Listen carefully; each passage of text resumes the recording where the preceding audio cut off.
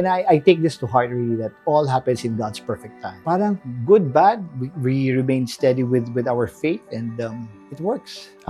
Maganda siya, Oj. Relax lang, nakakatawa. Yung gwapo mo yan, Aga, no? Hanggang ngayon, andyan pa rin naman yung kagwapuhan mo. No? Okay, Medyo, di ba, pag nakikita mo yung mga pictures mo nung bata ka na, bata ako noon.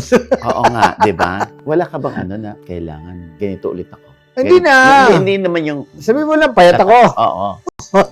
Umapayat na ako. Ang lungkot nga ng pelikula, sabi ko, sayang, laki ko sa movie kasi galit ako sa pandemya. Nag-shoot ako, sabi ko parang, because I've lost 20 pounds. This year, Oji, is something big because I'm putting it out there already. Meron bang mga nakakakilala, nakakita na noon kay Aga, tapos nakita nila ulit si Aga? Hindi ka ba na-offend kapag sinasabi niyo, lumusog ka, tumaba ka, Aga, nung araw? Wala na nagsasabi sa akin. Wala na. Nasanay na sila.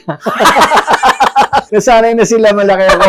Parang naging normal na yon. Pero sa akin, hindi po. Pero Hindi andun pa rin ang hindi Aga normal mo. yon. Hindi ako masaya doon talaga. But, Talaga? of course, it's not that I don't do anything about it. I exercise a lot. But I had faults and mistakes with my nutrition. So we're working on it now. And we're being very scientific about it, even with my training. So we're doing it slowly. But 4 months, Oj. Wini-welcome ba ni Aga yung, hindi ka naman mukhang lolo, no? Okay lang naman. Lolo Wala na akong si Aga. issue naman dyan. Wala akong Oo. issue dyan. I don't hide anything. Parang this is me. Meron ba ako kailangang pagtakpan na sa edad ko, sa buhay ko? It's an open book. Yes. Curious lang ako kasi Yes. kung ano yung, paano yung dynamics mo with your apo.